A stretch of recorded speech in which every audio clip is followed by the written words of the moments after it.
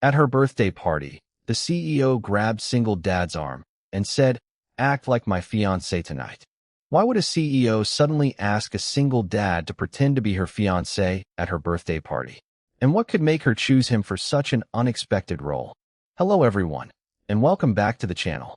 We're excited to have you here for another captivating story filled with surprising moments and unforgettable emotions. If you enjoy stories like this, please subscribe to the channel and turn on notifications so you never miss our latest uploads. Thank you so much for watching, supporting our channel, and joining us for every story. Now, tell us in the comments, if you were in his position, would you agree to pretend to be the CEO's fiancé? With that question in mind, let's step into the beginning of this intriguing story. The chandelier flickered above Ethan's ladder as a champagne glass shattered beside Lily's polished shoes. "Sir, you cannot bring a child through my ballroom." The event manager's voice cut across the string quartet rehearsing beneath the gold leaf ceiling. "Then show me somewhere safe for her." "That isn't my problem." Ethan climbed down slowly, the aluminum rungs cold beneath his palms. He wore faded work boots, a charcoal utility shirt, and a tool belt that clicked softly whenever he moved. At the edge of the ballroom, 8-year-old Lily hugged her purple backpack against her chest while shards glittered across the marble between them. Ethan stepped over the mess and lifted her into his arms. "Don't move until I clear the glass." "I'm okay, Dad. I know." He set her beside a velvet bench, swept the fragments away with his gloved hand, then placed his folded jacket beneath her so her legs would not touch the cold brass frame. The babysitter had canceled 20 minutes before his emergency call from the Bellwether Hotel. If Ethan refused the job, he risked losing one of the few commercial clients still calling his small electrical business. If he came, Lily had to come too. Quiet men were often judged before they spoke. Fathers carrying toolboxes were judged even faster. "Keep her behind the service curtain," the manager said. "Ms. Claire Bennett's birthday gala begins in 40 minutes, and our guests paid to see elegance." Ethan looked toward the darkened chandelier. "Your East Circuit is overheating. The lights are merely temperamental." "Copper doesn't have a temperament." A nearby investor laughed into his champagne. Another guest pinched her nose as Ethan passed, though he smelled only of clean soap, machine oil, and the rain drying on his shirt. "Maintenance should use the freight entrance," she murmured. Lily heard her. Ethan knew because his daughter's fingers tightened around the backpack strap, but he did not argue. He knelt, checked the voltage, and switched off the failing circuit before its heat could damage the antique wiring. Half the ballroom dimmed. Gasps rippled beneath the sudden hum of emergency lights. "Turn it back on," the manager snapped. "Not until it's safe." "Do you understand who is arriving? Do you understand what burned insulation smells like?" Ethan held up the blackened end of a wire. Its bitter odor drifted through the perfume and lilies. The manager fell quiet. Across the lobby, Claire Bennett entered beneath a storm of camera flashes. Crystal beads covered her midnight blue gown, and every person within 20 feet seemed to lean toward her at once. Board members offered compliments. Donors raised glasses. A silver-haired man rehearsed a birthday toast loud enough for reporters to hear. Claire thanked each person with the same measured smile, but her hand remained closed around the edge of her phone. Then she noticed Lily sitting behind the curtain. Claire stepped away from the cameras. "Is she waiting for someone?" Ethan glanced up from the open panel. "She's with me." "During a live repair?" "Her sitter canceled." The manager hurried over. "Ms. Bennett, I apologize. I've told him this is unacceptable." Claire looked at the cleared glass, Ethan's jacket beneath Lily, and the dead circuit he had refused to energize for appearances. Did he prevent a fire? The manager's mouth opened, then closed. Ethan rose and handed Claire the scorched wire without ceremony.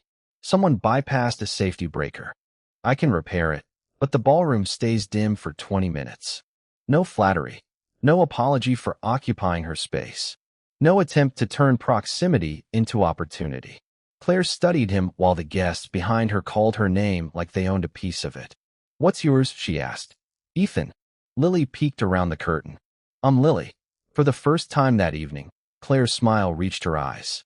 Then the ballroom doors opened, and a man at the head of the arriving delegation lifted a champagne glass toward Claire as if proposing a toast or issuing a claim. Her fingers tightened around the burned wire. She looked from him to Ethan and made a quiet decision no one else could yet understand. Claire, the board expects an answer before the candles are lit. Grant's voice carried easily through the dim ballroom, smooth as the quartet's final violin note. Emergency lights washed the marble and amber, while warm wax and expensive perfume thickened the air. Claire stepped away from the curtain as Grant approached, his champagne glass held at chest height. A silver pin marked him as a member of the company's board, but the confidence in his smile suggested he considered the company already his. "There's nothing to discuss," Claire said. "There's always something to discuss on your birthday." Grant glanced toward the arriving investors, especially the merger and our engagement announcement. The word engagement made Lily look up from the velvet chair where she sat swinging her polished shoes. Ethan remained beside the open electrical panel, tightening the last terminal with a screwdriver. He did not stare. He did not pretend he had not heard. He simply gave Claire the dignity of choosing what happened next. Grant reached for her elbow. Claire moved before his fingers touched the silk of her sleeve. She crossed the 10 feet between herself and Ethan, the heels of her shoes clicking sharply against the marble. Then she wrapped one hand around his forearm. Beneath her palm, his work shirt was rough with dust, and his muscles went still. "Act like my fiancé tonight," she said. Ethan lowered the screwdriver. "No, Ethan, you don't know me. That is precisely why I'm asking." Behind them, Grant's glass stopped halfway to his mouth. The quartet had gone quiet, leaving only the hum of the temporary lights and the soft hiss of air through the vents. Claire loosened her grip, but she did not step away. "Everyone here wants my signature, my name, or my chair," she said. "You're the first person tonight who wanted none of them." Ethan looked toward Lily. The child watched Claire with both hands folded in her lap, studying her as carefully as her father did. "Pretending has consequences," Ethan said. "For my daughter, too." Claire crouched until she and Lily were eye level, heedless of the cold marble pressing against her dress. "You will stay beside your father at all times. No one will order you out of this room again. And if either of you wants to leave, the answer is yes. No argument." Lily glanced at Ethan. "She asked me, too." That mattered. Ethan closed the electrical panel and returned the screwdriver to his worn canvas bag. The ballroom lights brightened one row at a time, gold spilling across crystal, silver, and 300 startled faces. Claire stood, placing her reputation in the hands of a man who had every reason to walk away. Ethan offered his arm, not like hired help, and not like a man dazzled by wealth, but like someone granting respect because she had finally shown it first. "One night," he said. "No lies to Lily." "One night," Claire agreed. Grant set down his champagne hard enough to ring the crystal. At the far end of the ballroom, the master of ceremonies stepped to the microphone and announced the opening dance. Claire looked at Ethan as every face turned toward them. "There is one more thing," she whispered. "We have to make them believe it." The first notes of a waltz rose beneath the chandelier, soft as breath against glass. Warm light glided over the marble floor while the room held the cool scent of lilies, champagne, and freshly repaired wiring. "Smile," Claire whispered as she guided Ethan toward the center. "They can smell fear.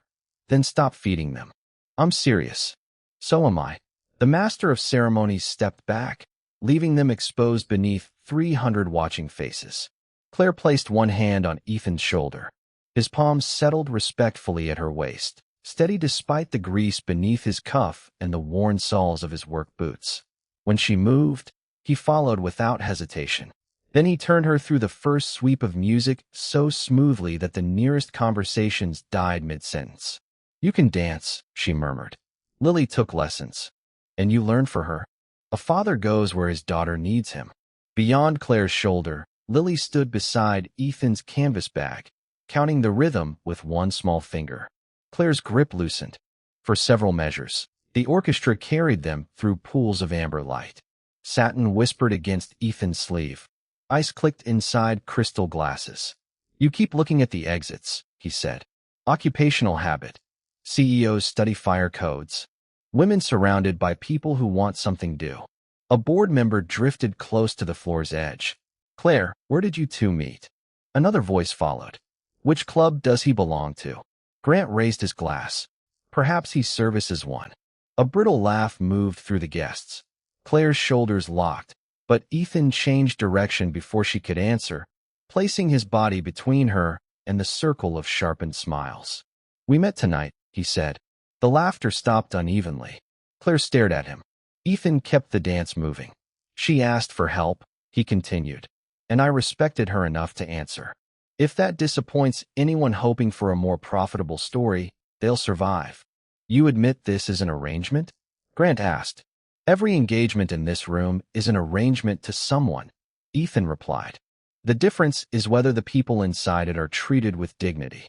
The cello hummed low beneath the silence. Grant's smile remained, but his fingers tightened around the stem of his glass. Claire missed half a step. Ethan steadied her without pulling her closer.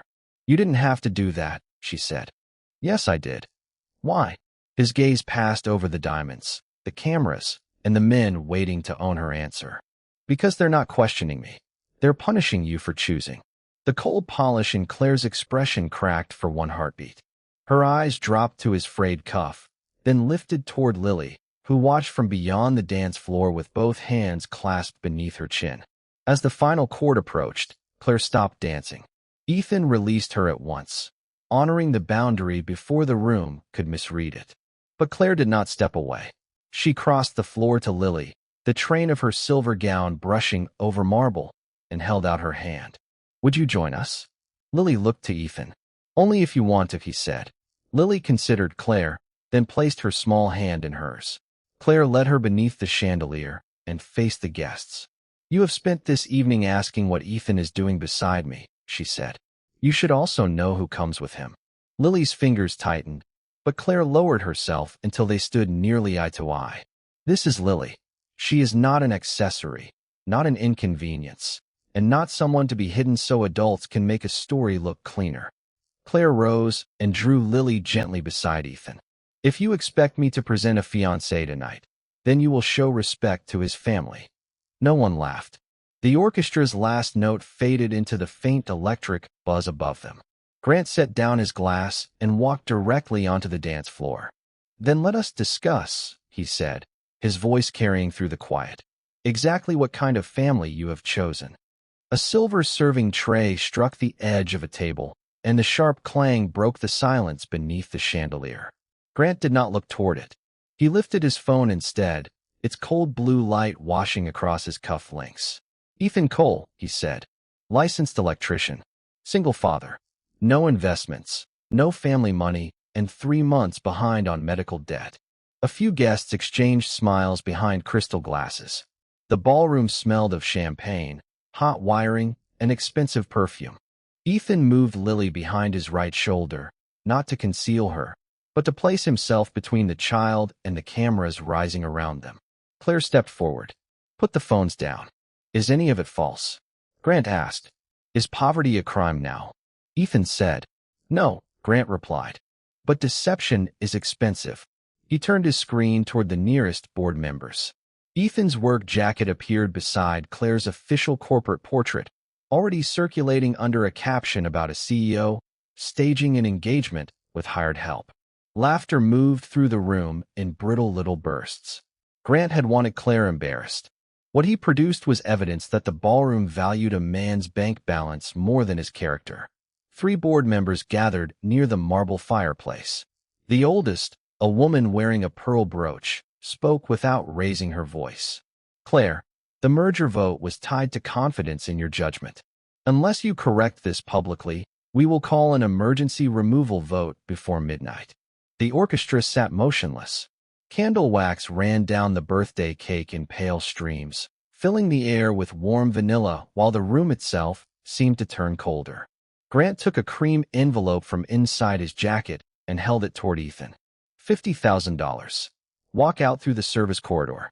Tonight becomes a misunderstanding. Ethan did not touch it. And what do I tell Lily? That you made the sensible choice. Ethan glanced down. Lily's hand was wrapped around 2 of his fingers, her knuckles pale. He pushed the envelope back with one calloused fingertip. Then it is not sensible. Grant's smile thinned. You repair wires for a living. Yes.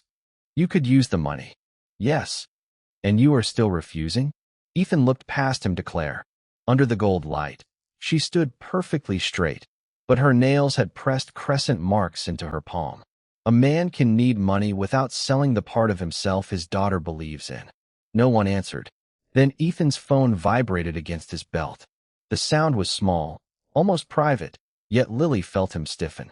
His largest client, the hotel group whose maintenance contract paid his rent, insurance, and most of her medical bills, had terminated their agreement effective immediately. The message cited reputational risk. Ethan read it once, locked the screen, and slipped the phone away. Dad, Lily whispered. He crouched and straightened the ribbon at her waist. We still leave with our name. When he stood, Grant was watching Claire, not Ethan. There is still time, he said, gesturing toward the microphones beside the melting cake. Tell them he was hired. Save your company, your board, and your future. The clock above the ballroom doors clicked to 11:15. 45 minutes remained before the threatened vote. Claire looked at the microphone, then at Ethan's worn jacket and Lily's trusting hand. Grant extended his arm toward the stage as if offering mercy. Choose which one of you gets ruined tonight. The microphone gave a low burst of static, sharp enough to silence the whispers around the melting birthday cake. Warm wax scented the air beneath the colder breath of the ballroom vents, while 11:15 glowed above the doors in red digital numbers.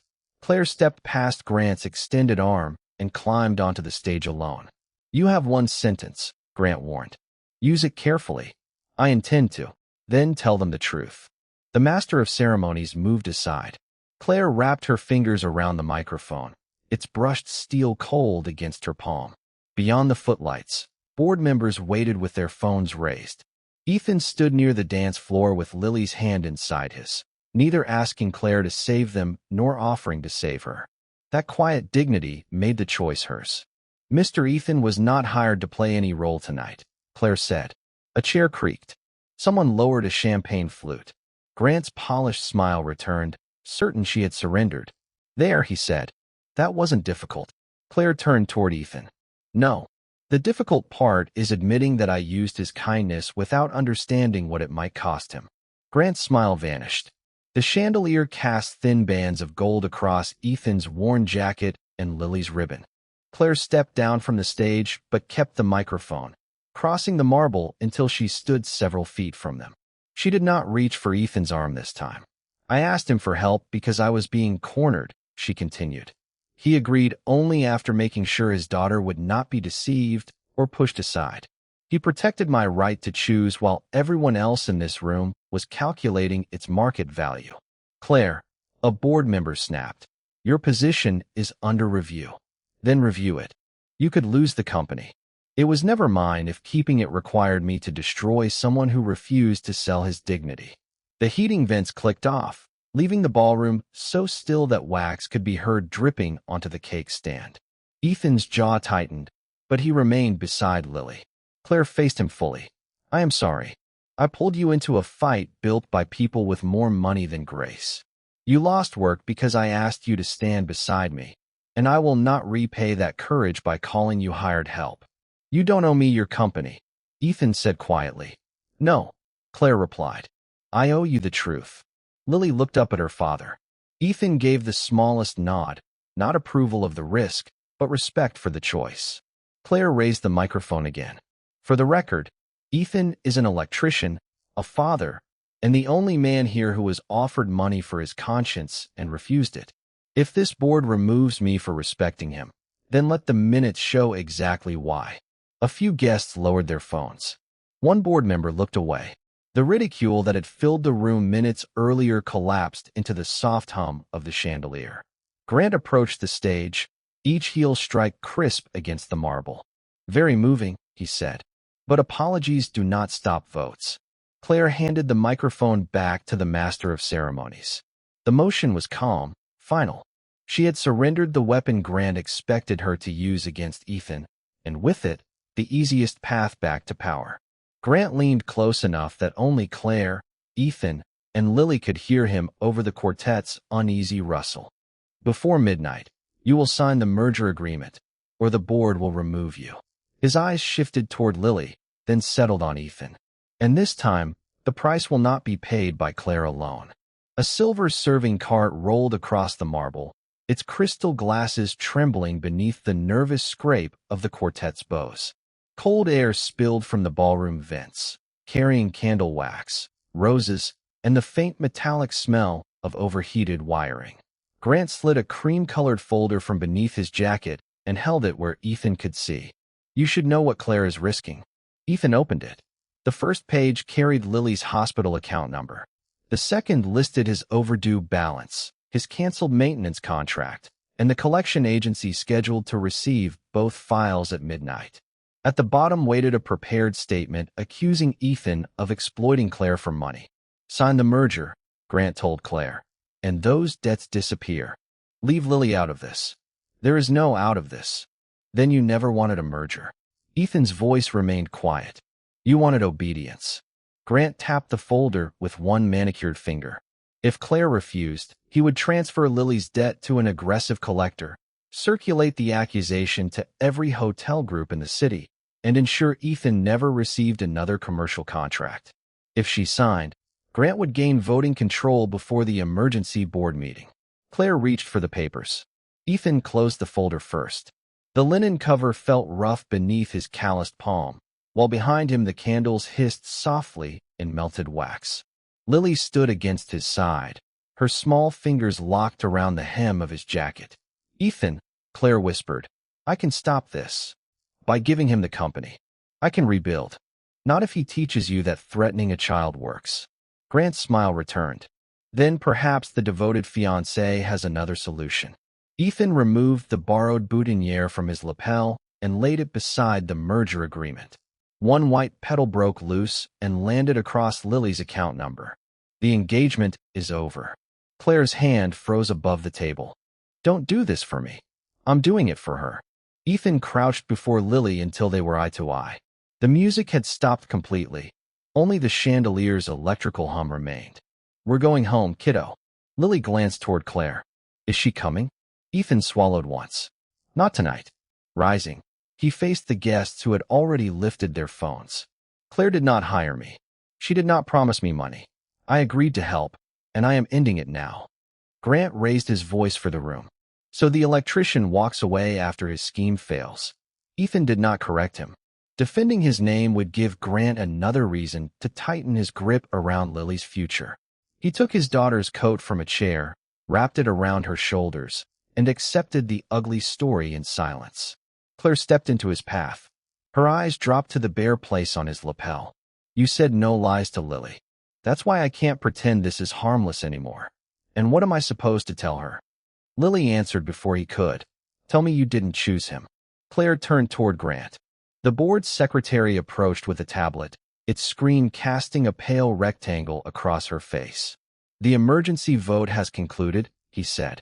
Effective immediately, executive authority transfers to the board pending ratification of the merger.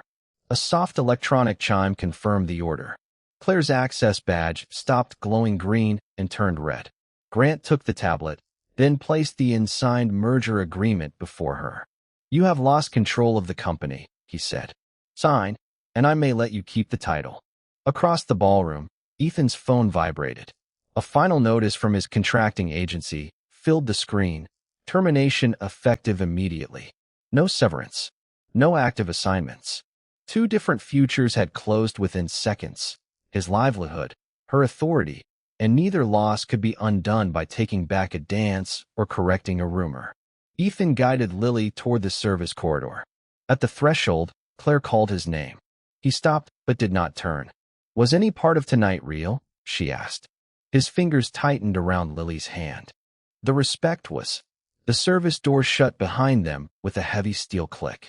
Grant pushed a fountain pen toward Claire as the birthday candles burned lower and the digital clock above the control booth changed to 11:41. Then every chandelier in the ballroom flickered in the same deliberate pattern, and Claire looked toward the electrical panel Ethan had repaired. A sharp electronic chirp cut through the ballroom. followed by 3 measured pulses from the chandeliers. Dark, bright, dark, too precise to be a failing circuit. The ventilation slowed, leaving the air warm with candle wax and expensive perfume. At the electrical panel near the control booth, an amber service light blinked beneath Ethan's handwritten inspection tag. Claire stepped away from Grant's fountain pen. "Don't touch that panel," Grant said. "Why?" "Because you're no longer authorized to touch anything." The board secretary tightened her grip on the leather vote ledger while the clock advanced to 11:42. Claire did not answer. She crossed the polished floor, pulled Ethan's service report from beneath the control console, and ran her thumb over a line circled in red. Auxiliary load routed through merger presentation server. Unauthorized. Behind the closed service door, Lily heard the familiar 3-pulse pattern and tugged Ethan's sleeve. "Dad, that's your warning signal." Ethan stopped under the cold fluorescent lights. A faint smell of hot insulation drifted through the corridor. He had programmed that pattern after finding unexplained power draws during the repair, not to accuse anyone, but to keep the building from burning out a circuit before the party ended. Inside the ballroom, Claire opened the control cabinet herself. A maintenance display illuminated her face in pale blue, showing months of dated load transfers tied to the board's secure presentation server. The transfers occurred after midnight, each one matching a revision to the merger documents Grant had claimed were newly prepared. "Turn it off," Grant ordered. Claire removed the microphone from the Master of Ceremonies stand instead. "Put the merger history on the ballroom screens." The technician hesitated. "MS. Claire, the board controls the system now." "Then don't do it for the CEO," she said, holding up Ethan's signed report.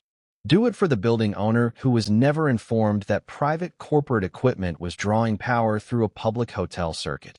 That distinction landed cleanly. The technician entered the service code printed on Ethan's inspection sheet. Gold birthday graphics vanished from the screens. In their place appeared time-stamped document logs, electrical access records, and Grant's credentials authorizing every overnight transfer. Crystal glasses stopped clinking. Even the string quartet lowered their bows. The truth was simple enough for everyone to understand. Grant had been preparing the merger for months, while telling Claire it was an emergency created tonight. Lily pushed open the service door, and Ethan followed, but he remained beside her rather than approaching the screens. This discovery belonged to Claire's choice to look, to speak, and to risk being heard without the protection of her title. Grant reached for the control switch. Claire blocked him with Ethan's report. "You used his debt to manufacture consent," she said. "You used my birthday to disguise a takeover.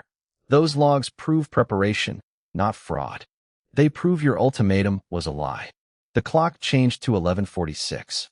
Board members began whispering, their attention moving away from Grant and toward the evidence washing the ballroom in cold white light.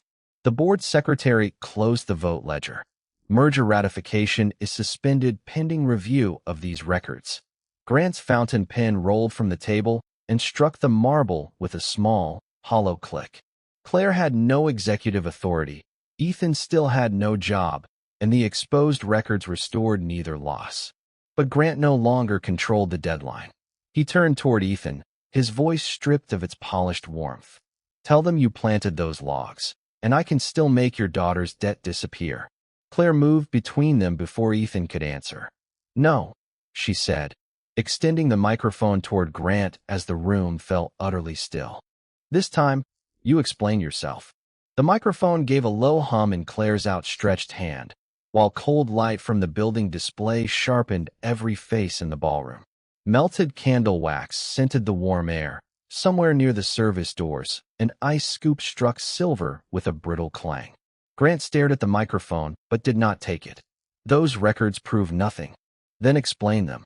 "You no longer have the authority to question me." Claire lowered her arm. For the first time that night, she did not look toward the board for permission.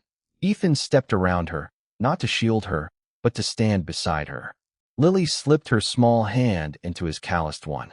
The rough paper edge of his inspection report pressed against his palm. "Claire," Ethan said quietly, "you don't owe me another sacrifice. I know. You've already lost your company. then there's nothing left for him to bargain with. Grant's jaw tightened. Behind him, the suspended vote ledger lay closed beneath the chandeliers, its brass corners reflecting pale squares of evidence from the screen. Claire removed the diamond engagement ring she had used for the performance and placed it on the linen-covered table. It landed without drama, softer than Grant's fallen pen. "The arrangement ends here," she said. Murmurs moved through the room. Grant's mouth curved. Finally, some honesty. Claire turned away from him and faced Ethan. Her fingers trembled once before becoming still. "What began tonight was an act," she said. "What I choose now is not." Ethan glanced down at Lily. The child watched him without pulling, pleading, or hiding. Earlier, he had walked away to keep her from becoming leverage. Now she squeezed his hand and whispered, "Dad." She told the truth when it cost her. The clock clicked to 11:48.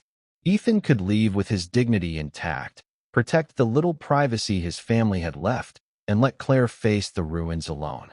Instead, he took the report from his pocket and laid it beside the ring. "My name stays on that document," he said. "So does my signature. I won't call honest work fraud, even for Lily's debt." Grant stepped closer. "Then the debt remains. Your contracts remain canceled. By morning, every hotel in this city will know you caused a corporate scandal." "Maybe." Ethan's voice stayed level. "But my daughter will know I didn't sell the truth to buy her safety." This time, Lily moved first. She crossed the few feet between them, picked up the false engagement ring, and placed it in Claire's open palm. "If you're not pretending anymore," she said, "you shouldn't wear the pretend one." A quiet breath passed through the ballroom. Claire closed her fingers around the ring, then took Ethan's empty hand, not as a frightened CO seeking cover, but as a woman making a choice without a board, a title, or a guarantee. Ethan did not pull away. Grant reached for the microphone, but Claire turned it off. The speakers died with a soft pop, leaving only the ventilation system, the clink of glassware, and 200 people listening without amplification. "You wanted him to take the blame," Claire said. "He refused. You wanted me to trade him for my position. I refused. Whatever happens next will happen in daylight." The board secretary rose and announced that Grant's coercion would be added to the formal review. Security did not move toward Ethan this time. They positioned themselves beside Grant. Yet Claire kept her eyes on Ethan. "When this room empties," she said, "I'll still have no company, and I'll still have no job. Then we'll know exactly what's real." Ethan looked at their joined hands, at Lily standing between them, and at the false ring hidden inside Claire's fist. "No more acting," he said. Claire nodded.